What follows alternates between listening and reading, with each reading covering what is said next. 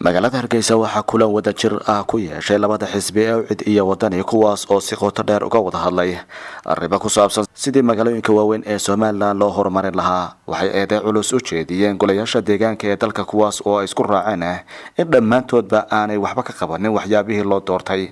halkaasna waxa ay ka dhawaaqeen guddi isku dhaf ah oo labada xisbiba ka kala socota kuwaas oo dabagal ku sameyn doona waxyaabaha ka qaldamay golayaasha deegaanka ee dalka. markii uu kulankaasi soo dhabaaday ayay wada jir ula hadleen warbaahinta waxaana hadaladoodii kamid ahaa waxaanu madaxweynaha cusub isna ugu baaqaynaa inuu il dheer u lahaado musuqmaasuqa baahay ee ka socda dawladaha hoose dhexdooda inuu il dheer ku lahaado. waxaanu u sheegaynaa hanti dhowrka qaranku inuu galo oo gacmameeyo oo ka daba tago hantida la lunsaday ee sida caadiga ah la isaga qaatay.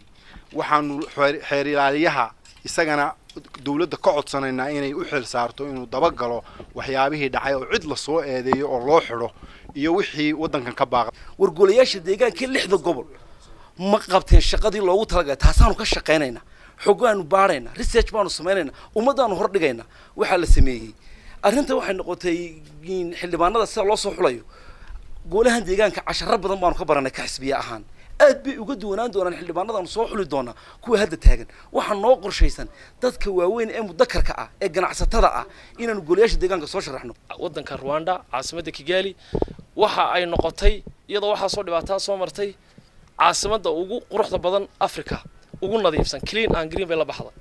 ujeedadeena iyo hadafkeenu waxa weeye inaynu kaga dayano nadaafadda iyo horumarinta magaalooyinka ay u horumariyeen dalkaas.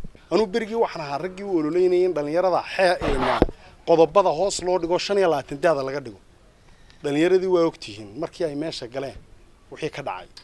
imika waxaan adkeyn doonaa hadduu Ilaahay yiraahdo oo madaxweynaha iyo labada gudoomiyada isla soo qaadeen in kriteeriyada la adkeeyo oo reeraha isku soo raacay musharax haddii musharaxa ay isku soo raaceen kriteeriyada buuxin waayo in reerka lagu celiyo oo la yiraahdo reerow soo bedesha kani maaha kii buuxinaya kriteeriyada maaha.